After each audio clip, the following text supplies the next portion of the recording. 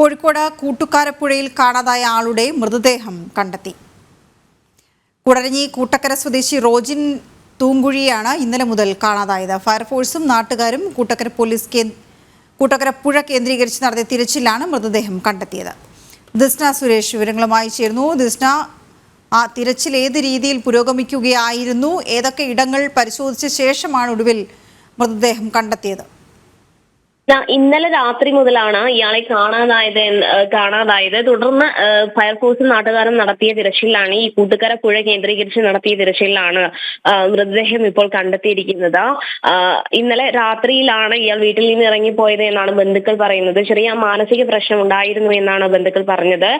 തുടർന്ന് ഇന്നലെ രാത്രി മുതൽ ഇയാളെ വീട്ടിൽ നിന്ന് കാണാതായതിനു ശേഷം ബന്ധുക്കൾ നടത്തിയ തിരച്ചിലാണ് ഇങ്ങനെ പുഴയിലേക്ക് ഒരാൾ ചാടിയതായി ദൃക്സാക്ഷികൾ പറഞ്ഞത്. തുടർന്ന് നടത്തിയ പരിശോധനയിലാണ് ഇപ്പോൾ മൃതദേഹം ലഭ്യമായിട്ടുള്ളത്.